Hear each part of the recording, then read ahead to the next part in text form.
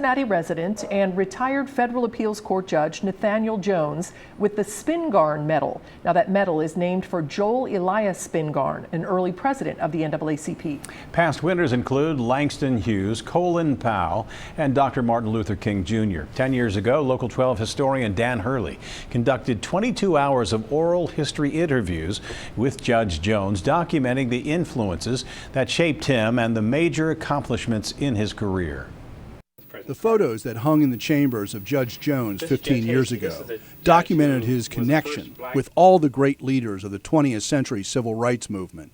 But to understand what makes Nathaniel Jones so appealing and influential, you have to get beyond the big names to his open outlook on life. And that's rooted in growing up in a relatively mixed-race neighborhood in Youngstown, Ohio.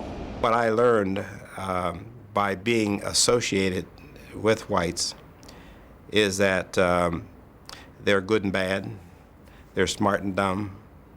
There are persons who have all the foibles and the shortcomings that you find that I found in my own group. Jones met Thurgood Marshall in his teens, and the great man taught young Nate to take the long view, especially in defeat. That was a lesson that I learned. That the people who control, people who have the upper hand, who have the power, are oftentimes, and who misuse it, are often the people you have to pity because they don't know. They're insecure. They're trading on something. They trade on their color. In 1967, Jones was recruited to be an investigator for the National Advisory Commission on Civil Disorders, the Kerner Commission. That work brought him to Cincinnati. Since they had a southern exposure, it was because of its geographical location, right here on the river.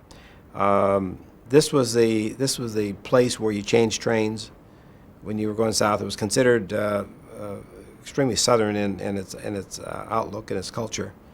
In 1979, in the midst of a Law Day celebration at the White House, President Carter surprised everyone in the room by announcing that he was nominating Jones for a seat on the Sixth Circuit Court in Cincinnati.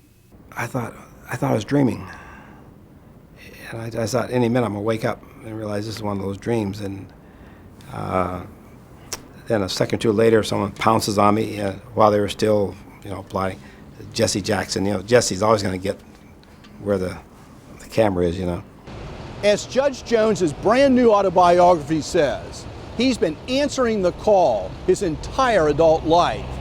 But underpinning all of those written briefs and opinions is his basic optimistic attitude and his confidence in America as an integrated culture. I'm Dan Hurley, Local 12 News. The judge is such a nice man, always accessible to reporters for the many years that I've worked here. And after 23 years on the Sixth Circuit bench, Judge Jones retired, sort of. He has worked as an attorney in the Cincinnati offices of Blank Rome. He has also been involved with local civic causes such as the Freedom Center and been a mentor to many people.